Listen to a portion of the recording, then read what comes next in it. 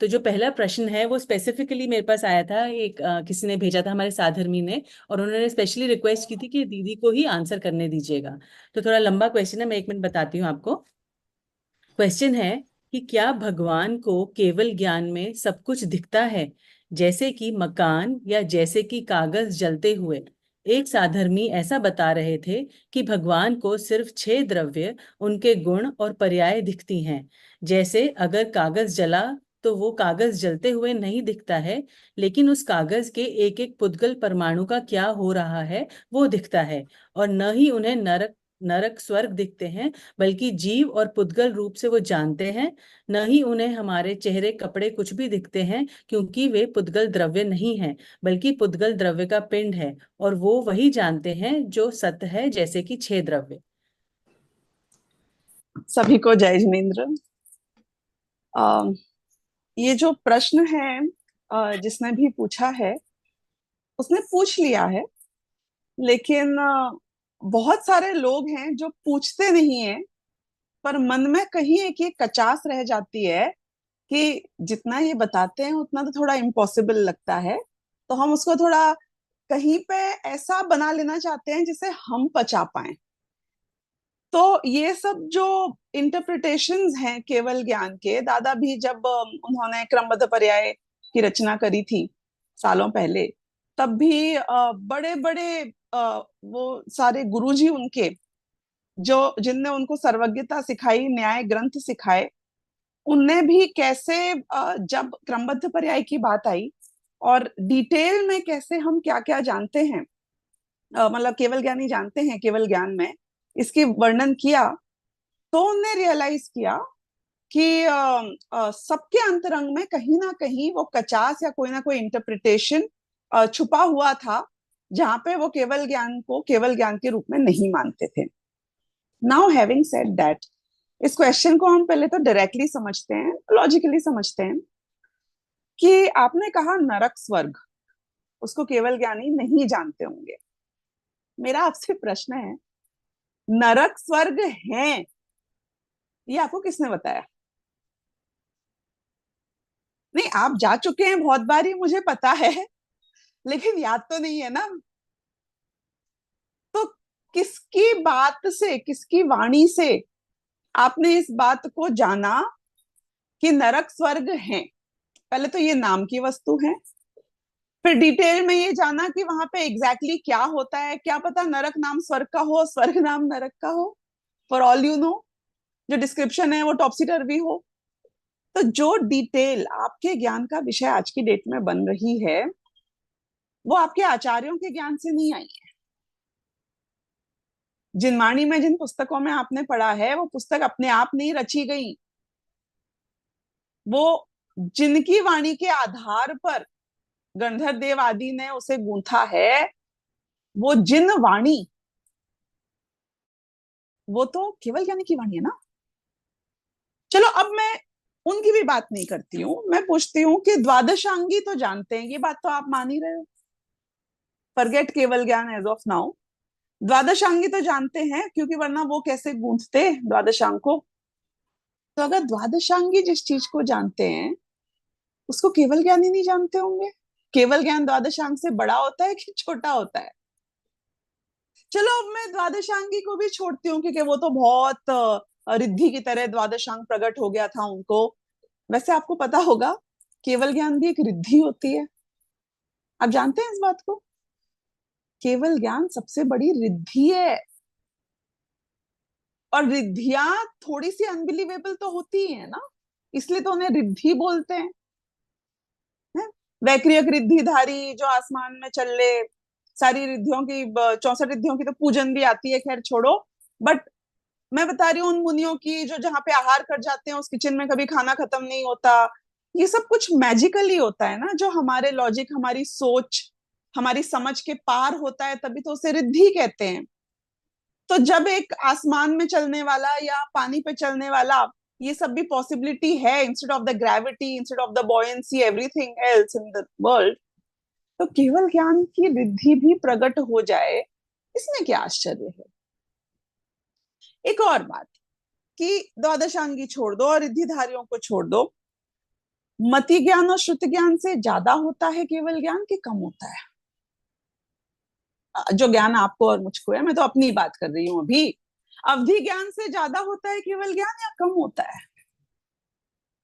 तो अवधि ज्ञानी स्वयं जान सकता है अगर, है, एक सर्टेन क्षेत्र तक और एक सर्टेन वॉट एवर लिमिटेड काल तक, इन सब जगहों को, इन वस्तुओं को स्थूल रूप से सूक्ष्म रूप से।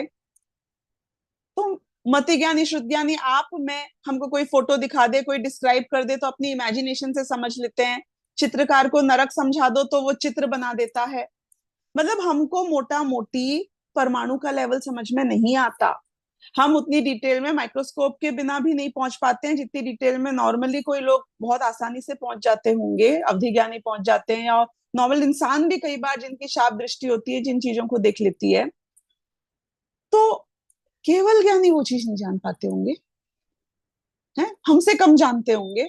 फिर तो भैया हमें ऐसा केवल ज्ञान चाहिए ही नहीं कि जितना दिख रहा है रहा सा उतना भी नहीं दिखेगा। एक और पॉइंट अब आप देखो, ये तो पॉसिबल हो सकता है कि जो स्थूल जानता है वो सूक्ष्म नहीं जानता हो, क्योंकि हम देखते ही हैं। लेकिन ऐसा कैसे हो सकता है कि जो इतना सूक्ष्म जानता हो वो स्थूल ही नहीं जान सकता है? मतलब लॉजिकली कैसे घटित हुआ भाई ये बात को? मतलब जिसके पास करोड़ रुपए हैं उसके पास 100 रुपए हैं ही, ये तो पक्की बात हो जाती है। जिसके पास 100 रुपए हैं उसके पास करोड़ ना भी हो, ऐसा हो सकता है? तो जो आदमी इतनी डिटेलिंग में जानता है, एक एक परमाणु तक जान लेता है, आप बोल रहे हो द्रव्य गुण पर्यायों को जान लेता है, वो स्कंध को नहीं जान पाएगा? है? और वो भी स्कंध दो प्रकार के होते हैं, सूक्ष्म, अति सूक्ष्म भी होते हैं, सूक्ष्म सूक्ष्म भी होते हैं, उसकी पूरी वैरायटी आती है। स्थूल होते हैं, स्थूल स्थूल होते हैं, 5 प्रकार के उसके अलग वेरिएशन होते हैं। कितने जानने में आए, हमारे कौन से जानने में आते हैं? तो नरक स्वर्ग आदि या स्कंध रूप जिन स्कंधों की आप बात कर रहे हो, जो केवल ज्ञानी नहीं जान पाएंगे कदाचित, वो तो सबसे स्थूल हुए ना। तो अभी अपने एक्सपीरियंस से, अभी अपने तर्क से यदि हम बात करें तो ये सारी बातें नहीं बैठती हैं कि केवल ज्ञानी इतनी स्थूल वस्तुओं को नहीं जान सकते होंगे। अब हम थोड़ा शास्त्र से टेक्निकली बात करते हैं कि प्रमेयत्व गुण किस किस में है। प्रमेयत्व गुण आप कहेंगे कि हर वस्तु में है, हर द्रव्य में है, हर पुद्गल परमाणु में है। तो जो स्कंध पुद्गल परमाणुओं का बना है, जो ये मोटी मोटी दो प्रकार की पर्याय होती हैं, एक समान जातीय पर्याय और एक असमान जातीय पर्याय, शायद आप लोगों ने सुन रखी होंगी। जो समान जातीय, जो पुद्गल स्कंध की हम बात कर रहे हैं, ये समान जातीय पर्याय है, यानी कि पुद्गल प्लस पुद्गल प्लस पुद्गल प्लस पुद्गल। तो ये पुद्गल तो एक ही जाति के हुए सारे के सारे द्रव्य। और जब इन सब की मिलाकर एक पर्याय बनती है जिसे हम बोलते हैं स्कंध, उसे कहते हैं समान जातीय द्रव्य पर्याय। तो आप बेसिकली कह रहे हैं कि जो द्रव्य गुण पर्याय को जानते हैं वो गुणों की पर्याय को जानते हैं पर द्रव्य पर्याय को नहीं जानते। आपको अगर ये कॉन्सेप्ट ख्याल होगा, शायद नहीं होगा तो मैं थोड़ा सा डिस्क्राइब कर देती हूँ। दो प्रकार की पर्याय होती हैं। एक तो गुणों की पर्याय होती है, जैसे कि ज्ञान गुण की पर्याय, दर्शन गुण की पर्याय, स्पर्श गुण की पर्याय, रस गुण की पर्याय। एक एक इंडिविजुअल गुण की हम पर्याय की बात कर रहे हैं। एक द्रव्य पर्याय होती है। द्रव्य पर्याय एक इंडिविजुअल गुण की नहीं होती है, पूरे द्रव्यों की मिलाकर बनती है, उसे हम कहते हैं द्रव्य पर्याय। अब 6 द्रव्यों में कौन से द्रव्य हैं जिनकी आपस में मिलकर पर्याय बन सकती है? जैसे काल का भी अणु होता है, लेकिन दो या दो से अधिक काल के अणु मिलकर एक काल अणु की, एक काल स्कंध रूप द्रव्य पर्याय नहीं बन सकती। They don't attach in any form, they don't come together in any form. तो कालाणु के लिए इसीलिए जो शास्त्रों में आता है कि किस तरीके से वो लोकालोक में ठस, सॉरी आलोक में नहीं, लोक में ठस भरे हुए हैं, 3 लोक में, कि जैसे रत्नों की ढेरी। आप यदि एक बोरी में रत्नों को रख दो तो कितने टाइम बाद वो जुड़ जाएंगे, अटैच हो जाएंगे, चिपक जाएंगे। कुछ नहीं होएगा उनमें, वो हमेशा जब निकालोगे तो खुले छुट्टे, because they are very dry, उनका सरफेस कभी अटैच नहीं होता है। तो ऐसे ही काल के अणु कभी अटैच नहीं होते हैं आपस में। आकाश के प्रदेश, आकाश वैसे ही एक है, तो प्रदेश तो अटैच्ड होते ही है। धर्म अधर्म एक ही है। जीव और जीव कभी अटैच होता है? एक निगोदिया शरीर में इतने सारे जीव रहते हैं एक साथ, तो जुड़ जाते होंगे, बाद में साथ ही एक एक शरीर को धारण करते होंगे। कि जीवों में भी अटैच होने की ऐसी कोई क्वालिटी है ही नहीं। जीव अपने राग से जरूर अटैच होते हैं, लेकिन वो अटैचमेंट उनका भ्रम है, ना कि रियल अटैचमेंट। लेकिन पुद्गल परमाणु दूसरे पुद्गल परमाणु से, there is a science behind it. यदि दो से अधिक परमाणु वाला हो, एक से अधिक परमाणु वाला हो, सॉरी, एक से अधिक अंश वाला हो स्निग्धता या रुक्षता के, और उसमें यदि दूसरा परमाणु आता है जिसमें 2+ अंश होते हैं उसी स्निग्धता या रुक्षता के, तो वो वाकई में एक सर्टेन टाइप का बॉन्ड क्रिएट होता है, जैसे हाइड्रोजन और ऑक्सीजन।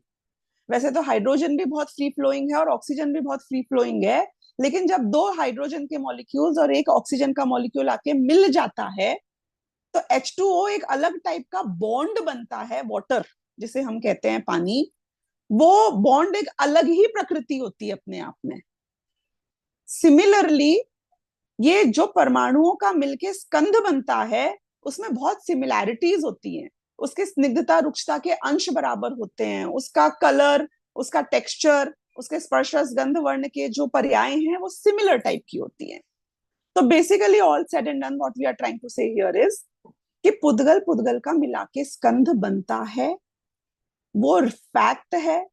उसमें पुद्गल की स्वतंत्रता नष्ट नहीं होती, लेकिन उस स्कंध से छूटने के बाद वो पुद्गल वापस स्वतंत्र हो सकता है। तो जब ये पॉसिबिलिटी है, तो एक तो पुद्गल में है ये पॉसिबिलिटी कि पुद्गल पुद्गल अटैच होता है। पुद्गल आकाश से अटैच नहीं होता है, पुद्गल धर्म अधर्म से अटैच नहीं होता है, काल से अटैच नहीं होता है। पुद्गल सिर्फ पुद्गल से या तो अटैच हो सकता है, या फिर पुद्गल और जीव अटैच हो सकता है। और जब पुद्गल और जीव मिलकर अटैच होते हैं, तो क्योंकि इन दोनों की जातियां डिफरेंट है, इसलिए उसे बोलते हैं असमान जातीय द्रव्य पर्याय। दो द्रव्यों की मिलाकर बनी है। तो ये जो मनुष्य देह है आपकी, जो नारकी की देह है, जो तिर्यंचों की देह है, यानी any body which has a life, any body that has life, पेड़ की हो, पर्वत की हो, अग्नि की हो, पानी की हो, any body that has life in it, वो बनेगी असमान जातीय द्रव्य पर्याय। तो ये दो प्रकार की द्रव्य पर्याय हमने बताई, और ये दोनों द्रव्य पर्याय बनी तो द्रव्यों की है। और जो प्रमेयत्व गुण द्रव्यों में है, वो प्रमेयत्व गुण इन पर्यायों में भी है, क्योंकि द्रव्य सत है। आपने लास्ट में कहा था कि वो सिर्फ सत को जानेंगे। द्रव्य सत है, ये बात सच्ची है, लेकिन वो द्रव्य तो गुणों का बना है। जिन गुणों के समूह को द्रव्य कहते हैं, वो गुण सत हैं कि नहीं है? सत मतलब अस्तित्व। तो जिन गुणों का मिलाकर द्रव्य बनता है, वो गुण भी सत्य हैं। और पर्याय किसे कहते हैं? कि उन्हीं गुणों का प्रति समय का जो परिणमन, जो अवस्था, उसे पर्याय कहते हैं। तो जब द्रव्य सत्य है, क्योंकि गुण सत्य है, गुण सत्य है, तो गुणों की अवस्था भले ही एक समय की क्यों ना हो, पर उस एक समय की सत्य है कि नहीं है। यदि कोई सत्य को जानता है और वो गुण पर्यायों को जानेगा, तो वो द्रव्य पर्याय को क्यों नहीं जानेगा? क्योंकि द्रव्य पर्याय भी तो सत्य है। आपकी ये मनुष्य पर्याय की बात करते हैं, अब हम वापस आ जाते हैं, नॉट फ्रॉम शास्त्र, not technically, but from practically अपने एक्सपीरियंस से, कि मनुष्य के पर्याय है कि नहीं है। दूसरों की छोड़ दो एक बार के लिए, जो आपको दिखते हैं, आपकी माँ है कि नहीं है उस पर्याय में, आपके पिताजी हैं कि नहीं है, आपके बच्चे, आपके पति पत्नी, आपके भाई बहन, आपके साधर्मी जिनको आप देखते हो, जिनके साथ काम करते हो, है कि नहीं है? हाँ, अनादिकाल से अनंत काल नहीं है, वो द्रव्य रूप से कोई और ही है जिसको आप जानते हो, वो पर्याय है। लेकिन वो पर्याय जो 20, 50, 80 साल तक जीती है, उस रूप में रहती है, वो है, उसका अस्तित्व है। मेरा आपका अस्तित्व इस मनुष्य पर्याय रूप से है, ये कल्पना नहीं है।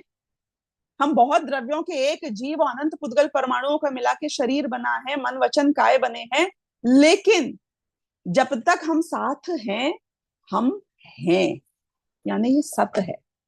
और जो सत्य होता है उसमें प्रमेयत्व गुण तो है ही है, चाहे वो द्रव्य पर्याय हो, चाहे वो स्थूल हो, चाहे वो सूक्ष्म हो। तो जो भी द्रव्य पर्याय रूप से होगा उसमें प्रमेयत्व गुण होगा, और जिसमें प्रमेयत्व गुण होगा उसे केवल ज्ञानी कैसे नहीं जानेगा, क्यों नहीं जानेगा? What is the limiting factor? Now let's talk about limiting factors here, because ये another बहुत important point है। हम को यदि कोई कहता आज से 100 साल पहले, जब बैलगाड़ी का युग था, तब कि एक कागज हम डालेंगे एक मशीन में और 7 समुंदर पार वो कागज वैसा का ही वैसा एक मशीन से बाहर निकल आएगा, जिसे हम कहते हैं फैक्स आज की डेट में, जो भी बहुत आउटडेटेड है। लेकिन मैं फिर भी 100 साल पहले की बात कर रही हूँ। यदि कोई कहता कि ये पॉसिबल है, तो क्या आपको ये बात स्वीकार होती? आप विश्वास करते ऐसा भी कुछ हो सकता है? सवाल ही नहीं उठता है। गप्प हाँक रहा है, फालतू की बात है, उस आदमी को हम ब्लैकलिस्ट कर देते हैं, झूठ बोलता है ये। ऐसा कभी हो सकता है? कोई मोबाइल के लिए कहता, जो आज पूरी दुनिया आपकी एक मुट्ठी में सिमट आई है, जहां पे कंप्यूटर्स भी एक एक कमरे के बराबर हुआ करते थे 50 साल पहले, कि आपके हाथ में, आप कहीं हो, बिना वायर के फोन पे बात हो जाती है। आपका चेहरा यहाँ दिखेगा, सामने वाले का चेहरा वहीं के वहीं दिखेगा आपको, वैसा का वैसा, कहाँ कहाँ बैठे हुए। मतलब ये जितनी भी टेक्नोलॉजी की बात है, जो कि प्रैक्टिकली साइंटिफिकली प्रूवन है, आज भिखारी के हाथ में भी पैसे मांगता है 10 रुपए, लेकिन एक मोबाइल साइड में लेकर बैठा रहता है। मतलब वो टेक्नोलॉजी जो इतनी चीप हो चुकी है, जो उस एक भिखारी तक पहुंच चुकी है, जो इतनी वाइडली स्प्रेड है, वो चीज हमें उसका लॉजिक नहीं पता। मैं बना नहीं सकता हूँ, है आपसे बोलो मोबाइल बना के दिखा दो, आप बना नहीं सकते हो। लेकिन हम समझते हैं कि ये पॉसिबिलिटी है, क्योंकि हमने उसको एक्सपीरियंस कर लिया है। आप, मैं, हम जितने संसारी जीव जो अपने छोटे से हैं मुट्ठी भर चवन्नी मति ज्ञान श्रुति ज्ञान से समझने की कोशिश कर रहे हैं केवल ज्ञान को, एक बार ये सोचो कि हमारा ज्ञान है इंद्रिय ज्ञान। जो चीजें इंद्रियों के बियॉन्ड होती हैं वो हमको पचती नहीं है, हमें समझ नहीं आती है, डाइजेस्ट नहीं हो पाती है। ऐसा आपने नोटिस किया होगा कि यदि आप कोई घर में कोई बूढ़ा होगा ना, आपके 80 85 साल का कोई व्यक्ति हो, उसकी कैपेसिटी बहुत कम होती है हर चीज की। तो वो घर में आपको या बच्चों को देखता है तो वो हमेशा ऐसी बातें करेगा, अरे अरे, इतनी तेज हम रोड क्रॉस नहीं कर पाएंगे, रुक जाओ रुक जाओ। क्योंकि वो आपकी कैपेसिटी नहीं जानता है कि आप कैसे भाग के रोड क्रॉस कर लोगे। वो देखता है कि वो इतनी स्लो चल रहा है तो सारी दुनिया भी ऐसे ही चलती है, इतना मत झुको, कमर दुख जाएगी। वो बच्चे तो क्या झुकते हैं, उछलते हैं, कुछ नहीं होता है। अरे ऐसे कूदो मत, घुटने दुख जाएंगे। तेरे घुटने दुख रहे हैं, तुझे लगता है सारी दुनिया के दुख जाएंगे। तो ये जो हमारी अपने से रिलेट करना, अपनी लिमिटेशन, अपनी सीमितताएं, अपनी प्रॉब्लम से लिमिट करके दुनिया को इवेल्युएट करने की प्रवृत्ति है, ये सबसे बड़ी धोखेबाज है हमारे लिए। क्योंकि हमें है इंद्रिय ज्ञान, और इंद्रिय ज्ञान होता है बहुत ही लिमिटेड, सीमित और पार्शियल। हम एक तो डिवाइड करके चीजों को जान पाते हैं, जैसे एक ही वही वस्तु, एक आम की बात करो जिसमें स्पर्श रस गंध वर्ण चारों हैं, मैं उसके स्पर्श को तो अपने हाथ से छू के जान पाऊंगा, मैं उसके वर्ण को अपनी आंख से देख के जान पा रहा हूं। मुझ में कैपेबिलिटी उसकी हर क्वालिटी को जानने की एक साथ है। वैसे तो ज्ञान में बाइफरकेशन नहीं होता है, लेकिन क्योंकि मेरा ज्ञान इंद्रियाधीन है, इंद्रियों से इतना डिपेंडेंट है, और मेरी इंद्रियां वन एट अ टाइम काम करती है। मेरी इंद्रियां आंखों से सिर्फ देखने का काम होएगा, आंखों से ना सुन सकती हूँ ना छू सकती हूँ। कभी आंख से आम को छूकर देखा, उसका टेक्सचर, कि आंख से अगर आम को छूऊंगा तो देख नहीं पाऊंगा भाई साहब। यानी कि कितनी लिमिटेड है मेरी इंद्रियां, कितनी लिमिटेड है। तो एक बार में एक वस्तु को जानना, उस एक वस्तु के भी एक गुण को जानना, क्योंकि आंख कोई भी वस्तु को सिर्फ देखने का ही काम कर सकती है, उसकी किसी और क्वालिटी को ग्रहण नहीं कर सकती है, उसकी भी एक चीज को देख सकती है। या मैं स्थूल देख सकता हूं या मैं सूक्ष्म देख सकता हूं, ये आपकी मेरी लिमिटेशन है। मैं बहुत बड़ी क्राउड को देखूं तो या तो मैं उसका बर्ड्स आई व्यू ले सकता हूं या उस क्राउड में एक व्यक्ति को फोकस कर सकता हूं, ये आपकी मेरी लिमिटेशन है। और हमने वही लिमिटेशन को केवल ज्ञानी पे थोप दिया अपनी इमेजिनेशन में। उनको भी वैसे ही समझ लिया, वो बूढ़ा आदमी जैसे सबको लिमिटेड समझता है अपनी लिमिटेशन से, वैसे हमने समझ लिया कि ये सारी दुनिया भी केवल ज्ञानी भी या तो सूक्ष्म देख पाएंगे या स्थूल। सूक्ष्मता देख लेते होंगे क्योंकि केवल ज्ञानी है, स्थूलता कैसे देखेंगे। उनकी लेंस ऐसी थोड़ी है जो फोकस करे एक चीज को एक बार में, क्योंकि उनका ज्ञान इंद्रिय ज्ञान नहीं है। आपके ज्ञान की लिमिटेशन आपके ज्ञान की नहीं है, आपके ज्ञान की लिमिटेशन इंद्रियों की लिमिटेशन। ये चश्मा पहनने वाले जो लोग होते हैं, इनके साथ एक बहुत बड़ी प्रॉब्लम होती है, आपने फेस की होगी। एसी में बैठो फिर एकदम से बाहर निकलो गर्मी में, तो चश्मे के ऊपर फॉग हो जाएगा। चश्मा क्रैक हो जाए तो सब कुछ क्रैक दिखेगा। ये लिमिटेशन आंखों की है कि चश्मे की है? वो फॉग, वो क्रैक, वो जो कुछ भी दिख रहा है, जिस पल आप चश्मे को हटा दोगे फॉग हट जाएगा। है वो प्रॉब्लम लाइफ में अब आप कभी फेस नहीं करोगे। तो वैसे ही केवल ज्ञानी के जो ज्ञान है वो अतीन्द्रिय ज्ञान है। इंद्रियों की लिमिटेशन इंद्रियों के साथ खत्म हो जाती है। इनफैक्ट यही कारण है जो हमें इंद्रिय ज्ञान उपादेय नहीं है, इसे हम हे कहते हैं, ये हमें इष्ट नहीं है। कि प्रॉब्लम क्या है, दिख तो रहा है जैसा भी दिख रहा है, प्रॉब्लम है क्योंकि तूने उस लिमिटेशन को अपनी लिमिटेशन मान लिया है और तू, तेरा ज्ञान लिमिटेड नहीं है। आज की डेट में हमारा ज्ञान, आपका ज्ञान भी लिमिटेड नहीं है। लेकिन क्योंकि इंद्रियां एक वस्तु को जानती हैं, एक वस्तु को भी पार्शियली जानती हैं, इसलिए ये आपको जो प्रश्न खड़ा हुआ कि ये फिर सूक्ष्म जानेगा तो स्थूल नहीं जानेगा, इसको जानेगा उसको नहीं जानेगा, क्योंकि फिर क्षेत्र की लिमिटेशन नहीं आएगी आपके हिसाब से। आपने यही क्यों बोला कि नरक स्वर्ग के परमाणु जान लेगा, नरक स्वर्ग के स्थूल नहीं जानेगा? वो नरक स्वर्ग जानेगा ही कैसे? क्यों? क्योंकि केवल ज्ञानी तो सिद्धशिला में बैठे हैं, या अरिहंत होंगे तो जहां होंगे वहां उस क्षेत्र में होंगे। नरक कैसे जाना उनने, बताओ आप मुझे। कि वो मेमोरी से जान लिया होगा जैसे आप मन से जानते हो, तो विस्पष्टता कैसी हुई? तो बेसिकली अपने थॉट प्रोसेस को, अपने अनुभव को, अपनी लिमिटेशन को, उसकी लेंस से केवल ज्ञान को देखना छोड़ो। तो कैसे देखें हम केवल ज्ञान को? केवल ज्ञानी का केवल ज्ञान आत्मा के हर प्रदेश से प्रवाहित होता है। जानते हैं आप इस बात को? अरिहंत भगवान जिन्हें केवल ज्ञान हो गया है, वो अब इंद्रियों से नहीं जानते। मतलब अरिहंत भगवान समझो उनका गमन हो रहा है, गमन तो होता ही है ना। अब जब उनका गमन हो रहा है तो उनके आस, आंख के सामने जो चीज पड़ रही है, आंख बंद करके नहीं चलते हैं, वो नासाग्र दृष्टि है।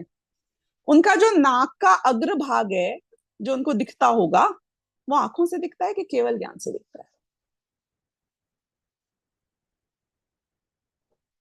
बताओ। जिस समोशरण में वो बैठते हैं, विराजते हैं, वो समोशरण जब उनके ज्ञान का गेय बनता है, वो जो मंद पवन चलती है केवल वहां समोशरण में, सब जगह ही चलती होगी ना, पूरे एरिया में ही चलती होगी, वो उनके शरीर को भी छूती होगी। वो सारे के सारे प्रातिहार्य जो उनके आसपास में है, उसको वो किससे जानते हैं? इंद्रियों से जानते हैं, क्योंकि इंद्रियां तो हैं, फंक्शनल भी है। मतलब फंक्शनल इन द सेंस आंख देख देख सकती है ना, अंधी थोड़ी हुई है।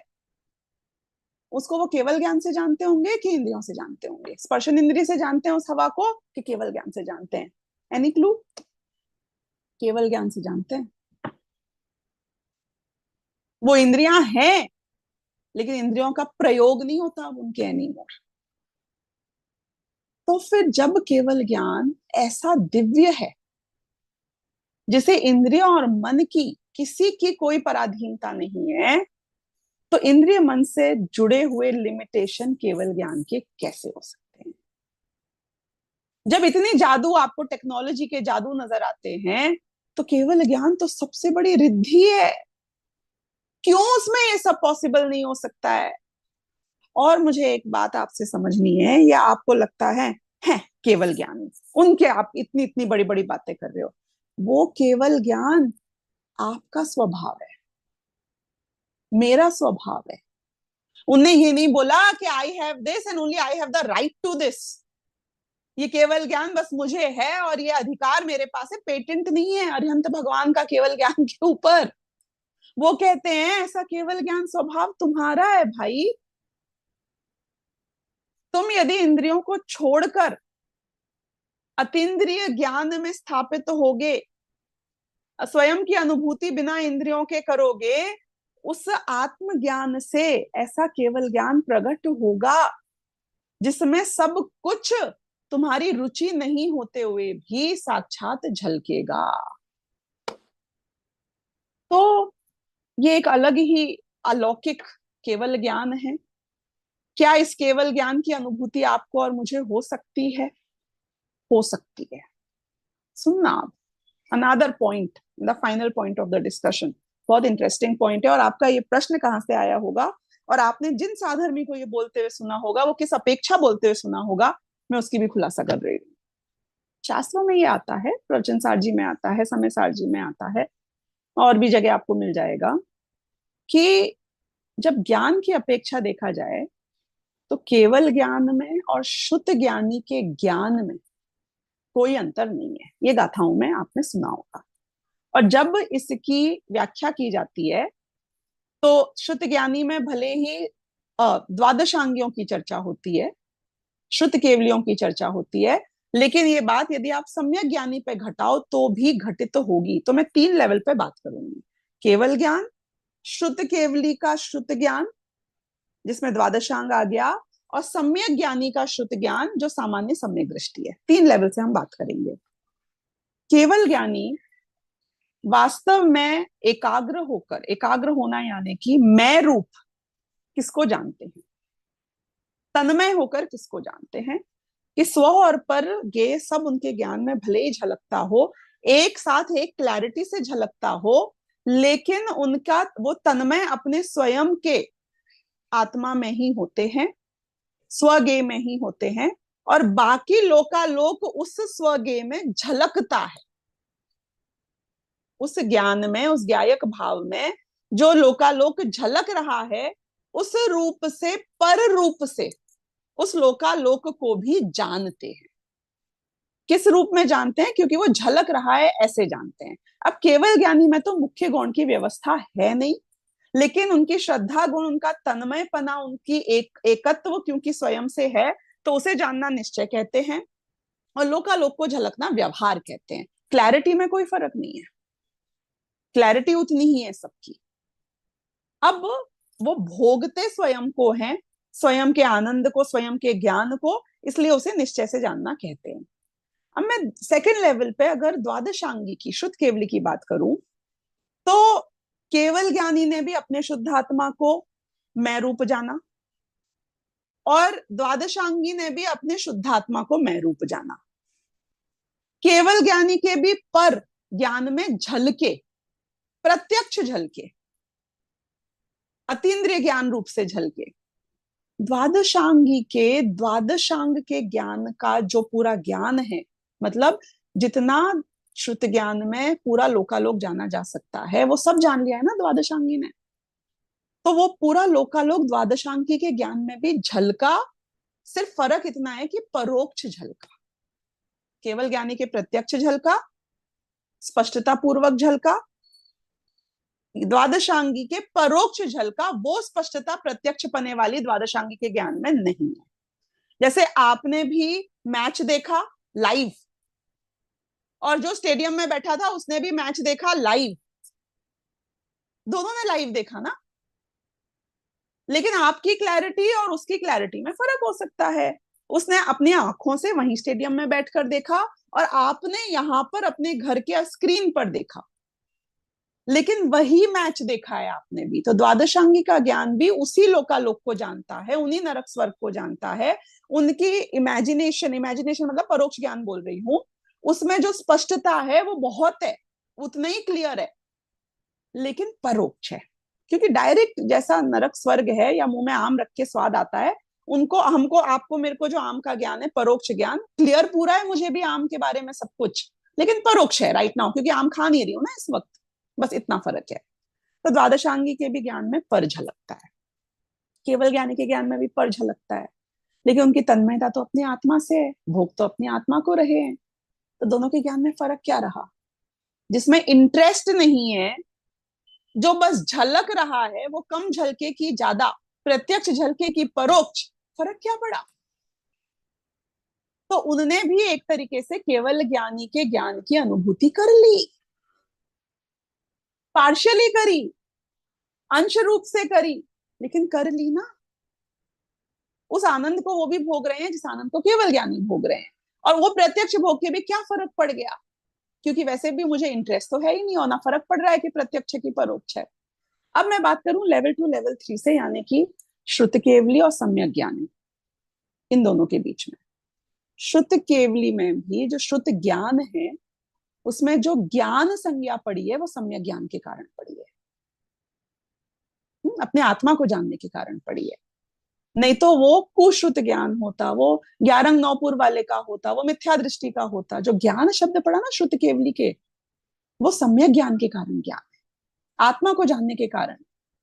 इसीलिए वो वास्तव में निश्चय से श्रुत केवली है। तो निश्चय से केवल ज्ञानी आत्मा की अनुभूति, आत्मा में एकता के कारण है, वैसे ही श्रुत केवली भी अपनी आत्मा के एकत्व के कारण ही श्रुत केवली है, निश्चय से।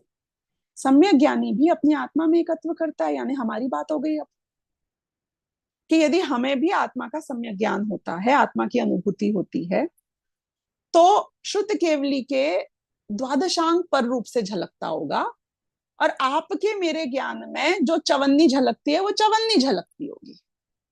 जितना हमारा क्षयोपशम है वो झलकता होगा पर रूप से। ऐसा एक समय नहीं बीतता है किसी भी संसारी जीव के, निगोदिया के भी, जिसके पर ना झलके। ये अपने आप में एक बहुत बड़ा टॉपिक है, क्योंकि हमें ऐसा लगता है कि जब आत्मा की अनुभूति होगी तो पर शून्य हो जाएगा, पर का झलकना। ऐसा नहीं होता है। ऐसा कोई समय आपको मिलेगा ही नहीं किसी भी जीव के जीवन काल में, जो अनादि काल से अनंत काल तक है, जिसमें पर ना झलके। प्रति समय झलक रहा है पर, आत्मानुभूति के काल में भी पर झलक रहा है, क्योंकि स्वपर प्रकाशक स्वभाव है मेरा। तो वो पर जो सम्यक ज्ञानी के झलकता है, जिसमें वो डिसइंटरेस्टेड है, जिसे हम व्यवहार से झलकना कहेंगे, वो भले ही परोक्ष रूप से झलकता हो, लेकिन ये तो साक्षात आत्मा की अतीन्द्रिय अनुभूति कर रहा है, प्रत्यक्ष अनुभूति कर रहा है। तो इसलिए वो कम पर के झलकने से भी उसे क्या फर्क पड़ा। जो चीज बैकग्राउंड में है, जो डल हो गई है, वो कम है कि ज्यादा है बैकग्राउंड में? क्यों? क्योंकि एकत्व की अपेक्षा बात कर रही हूँ, क्लैरिटी की अपेक्षा बात नहीं कर रही। वो कम हो कि ज्यादा, उससे क्या फर्क पड़ता है? तो जब ऐसा कहते हैं, मैंने भी कुछ विद्वानों को ये बोलते हुए सुना है, मैं भी बोलते हुए आपको सुनाई दूंगी कई बार, कि मैंने जो उदाहरण सुना है वो सुना है, समझो एक आदमी ने यदि एक बोतल कोको कोला की पी ली, तो समझो उसे पूरी दुनिया की कोको कोला का ज्ञान हो गया। सारी पीना जरूरी तो नहीं है ना, क्योंकि वस्तु का स्वरूप समझ लिया। अपन कोको कोला की जगह बोलो कि भैया आपने यदि नारियल पानी पिया है, कि हाँ पिया है, तो आप दुनिया के सारे नारियल पानी को जानते हो ना, यही कहलाएगा। अब आप कहीं दुनिया के किसी कोने में चले जाओ, वहां नारियल पानी होगा, बोलेंगे आप जानते हो? हाँ मैं जानता हूँ। आपने पी लिया है इसको? नहीं, पर मैंने नारियल पानी पिया है। हम रोज नारियल पानी पीते हैं, उसके सारे फ्लेवर हमें पता है, उसी में कम ज्यादा होगा और क्या होएगा, नारियल पानी तो नारियल पानी है। तो ऐसे सम्यक ज्ञानी जीव को जब ऐसा भाव आता है कि द्रव्य गुण पर्याय उसने समझ लिए, वस्तु का स्वरूप समझ लिया, तो पर द्रव्य उसके ज्ञान में झलकता है। वो सारा पर द्रव्य उसी रूप में ही है, उससे बियॉन्ड तो कुछ है ही नहीं। द्रव्य गुण पर्याय से उसके स्वभाव के, पर्याय द्रव्य की ही होती है, पर्याय प्रति समय पलटती है। यानी आपने उसका डीएनए समझ लिया। तो अब उसके बाद जो पर हो, जैसा भी हो, जहां भी हो, मैंने हर जीव को जान लिया, क्योंकि मैंने खुद को जान लिया, मैंने हर पुद्गल को जान लिया, मैंने इन पर्यायों को जान लिया। तो इस रूप से यदि कोई कहे सम्यक ज्ञानी भी बिना प्रत्यक्ष जाने, तो उस अपेक्षा से कदाचित कह सकता है, लेकिन वो तो आपके मेरे ज्ञान की बात हुई ना, वो केवल ज्ञान की बात हुई। एक दो ये भी चलते हैं। ये भ्रम मुझे भी एक बार बहुत सालों पहले हुआ था, जब मैंने दादा से क्लैरिटी करी थी 20-25 साल पहले, कि बहुत जगह ये लिखा हुआ आता है, मतलब गुरुदेव को भी बोलते हुए सुनोगे आप, और शास्त्रों में भी, कि एक्चुअली में जीव पर को तो जानता ही नहीं। जीव पर जिसमें झलकता है, ऐसे अपने ज्ञान को ही जानता है। तो ये पढ़ के कई बार हमें भ्रम होने लग जाता है कि वास्तव में तो ज्ञान को ही जान रहा है। वही जो हम अपने आप को वो बूढ़े की तरह कनेक्ट करने लग जाते हैं ना हर चीज में, कि जैसे मैं खुद को ही जानता हूं, तो मैं पर जानने में कहाँ आ रहा है? बिल्कुल नहीं आता है। वो तुम्हारी प्रॉब्लम है, क्योंकि तुम्हारा क्षय उपशम ज्ञान है, तुम एक को ही फोकस कर सकते हो। केवल ज्ञानी के मुख्य गौण की व्यवस्था ही नहीं है।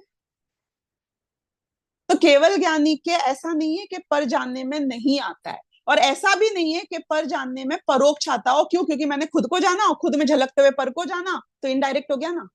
डायरेक्ट कैसे हुआ? डायरेक्ट कैसे हुआ? पर यही बात को यदि मैं आपकी आंख पे घटाऊं, तो ऐसे घटित होती है। आप पता है कोई वस्तु को नहीं देखते हो वास्तव में। किसी एक डॉक्टर से पूछना जो आंख का स्पेशलिस्ट है या साइंटिस्ट है, या फिर 10th स्टैंडर्ड के बच्चे से उसकी साइंस की नोटबुक में भी पूछ लेना, आंख कभी भी सामने वाली इमेज को नहीं देखती है। आंख में सामने वाली जो भी वस्तु है, उसकी लाइट से एक उल्टी इमेज पड़ती है वास्तव में, और वो जो उल्टी इमेज है, उसको सीधा उस इमेज को हम जानते हैं, ना कि पर वस्तु को। ऑल सेड एंड डन, मैं आपसे पूछ रही हूँ, आपको सब दिखता है कि नहीं दिखता है? अभी स्क्रीन दिख रही है कि नहीं दिख रही है? डायरेक्ट दिख रही है कि इनडायरेक्टली दिख रही है? अरे वो टेक्नोलॉजी, वो साइंस अपनी जगह पर है। मैं अगर साक्षात, तो समझो आप गुरुदेव से मिले हो, तो आप क्या बोलोगे? मैंने साक्षात इनको देखा है, इन आंखों से देखा है। ये थोड़ी बोलोगे इन आंखों में पड़ने वाली इमेज को देखा है, जिसमें वो झलक रहे थे, तो गुरुदेव तो परोक्ष थे, प्रत्यक्ष तो मेरी इमेज थी। ऐसे नहीं होती है बात। वो टेक्निकल समझाना अलग बात है, वो दृष्टि प्रधान कथन में कहा जाता है। जानते हो आप ये बात? ये जो कहा जाता है ना, पर में झलकता है जिस स्व में, मैं उस अपने ज्ञान को जानता हूं, ये दृष्टि प्रधान कथन है, ये ज्ञान प्रधान कथन नहीं है। ज्ञान प्रधान कथन तो यही है कि मैं साक्षात जानता हूं। उसी प्रवचन सार जी ग्रंथ में, जब ज्ञान अधिकार में उन्होंने सिद्ध किया केवल ज्ञान का स्वरूप, तो उन्होंने कहा कि जो ज्ञान भूत को नहीं जाने, अतीत को नहीं जाने, जो नहीं अभी तक उत्पन्न हुआ है, ऐसे भविष्य को नहीं जाने, सबको सब विशेषता पूर्वक नहीं जाने, तो उसे दिव्य कौन कहेगा? है? फिर दिव्यता काय की केवल ज्ञान की? फिर तो वो हमसे भी हीन हो गया। जब मैं एक वस्तु को हर एंगल से देख सकती हूँ, भले ही मुझे टाइम लगता है, एक बार में एक एंगल से देख सकता हूँ, केवल ज्ञानी नहीं देख पाएंगे, तो दिव्यता कैसे होगी? तो केवल ज्ञान दिव्य है। दिव्य, दिव्य समझ रहे हो ना? जो आपके थॉट प्रोसेस के बियॉन्ड है, मैजिकल है। अब उसी उसी प्रवचन सारजी ग्रंथ में, जहां ज्ञान प्रधान कथन की मुख्यता है, जहां ये बात स्थापित करी कि ये प्रत्यक्ष जानता है, अतीन्द्रिय जानता है, आत्मा के हर प्रदेश से जानता है, उसी प्रवचन सार ग्रंथ में कहीं कहीं पे दृष्टि प्रधान कथन भी आया है बीच बीच में।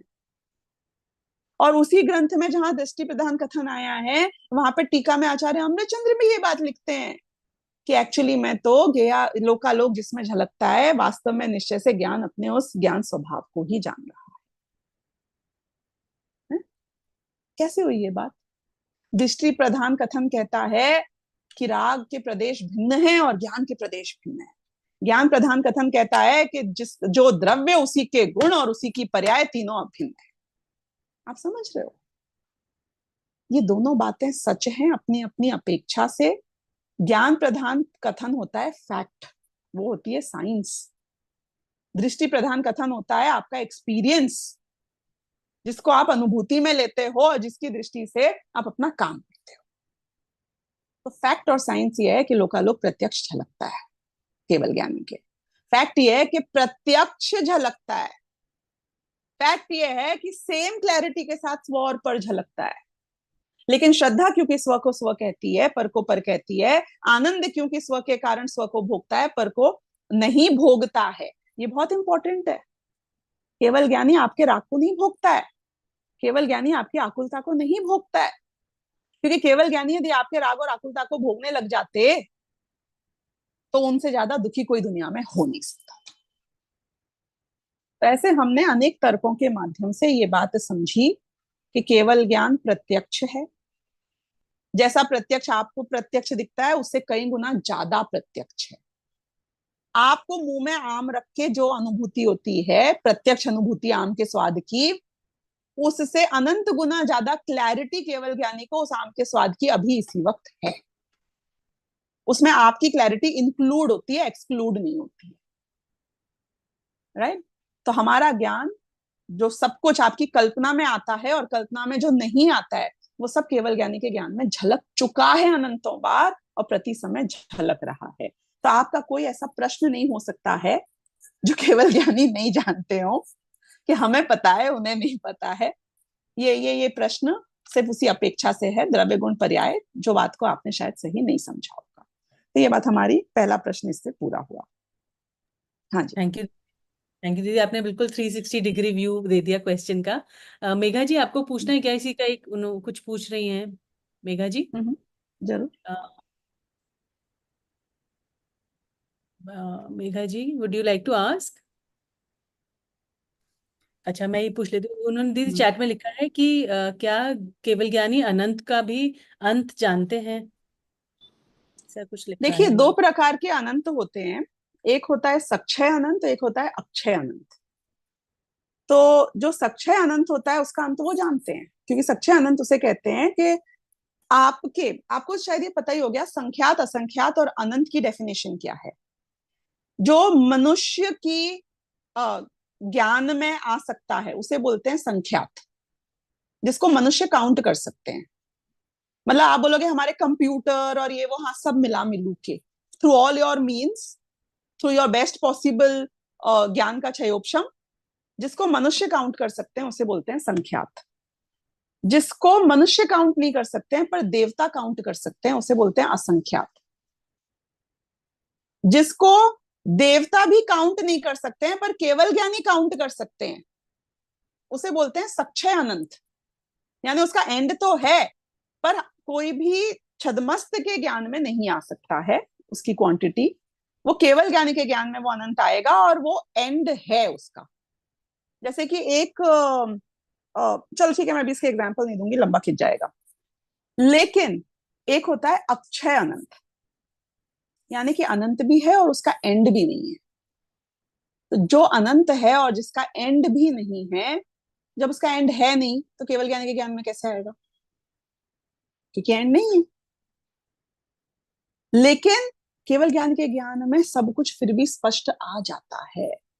अब आप बोलोगे कि हमारी तो कल्पना में भी ये नहीं आता है, ये बात बैठ नहीं रही है, जिसका एंड नहीं है उसको पूरा डिटेल में कैसे जान दिया? कि ये अपनी ज्ञान में वो बात नहीं आ सकती है ना, नहीं आ सकती है। कई चीजें, वो 4 साल का बच्चा मुझसे पूछता है कि मम्मा ये शादी का एक्चुअल मीनिंग क्या है? मैं बोलती बेटा अभी तेरे को नहीं समझ में आएगा, तेरा वक्त आएगा तब तुझे समझाएंगे, अभी तू नहीं समझ सकता है, तू नहीं समझ सकता है। तो वो अक्षय अनंत कैसे आता होगा, कैसे क्लैरिटी होती होगी? वो होती है ये हम जानते हैं, पर कैसे होती होगी अब वो केवल ज्ञानी अपन सब सब निकट भव्य हैं तो साक्षात ही एक्सपीरियंस करेंगे ना। ठीक है। ठीक है, थैंक यू दीदी। नेक्स्ट हाँ, प्रश्न के इसका लिए एक मुझे अभी ध्यान आया है तो वो खाली उदाहरण और दे देती हूँ कि आप दो आईनों को एक के सामने एक रखो। इस आईने की इमेज इसमें और इसमें इसमें पड़ रही है, कहाँ तक उसकी एंड कहाँ है? कि उसकी कोई एंड नहीं होती है। तो मैंने जान लिया इन दोनों आईनों को कि हाँ, जान लिया। किस रूप में जाना? कि ये एंड नहीं होते हैं, इस रूप से जान लिया। कि वो मुझे दिखेगा नहीं लास्ट वाला, मैं अपनी बात कर रही हूँ अपन, क्योंकि अपना क्षय उपशम कम है। लेकिन जिसका एंड नहीं है उसका नहीं है ना, तो क्या करें? ऐसी कोई जगह है जहां जगह नहीं है कि फिर भी वो जगह होगी? तो आकाश कहाँ तक है? आलोक आकाश, कि उसका कोई अंत नहीं है। काल, काल का कोई अंत नहीं है। ऐसा कोई टाइम होगा जब टाइम नहीं होगा? तो जब नहीं है तो नहीं है ना।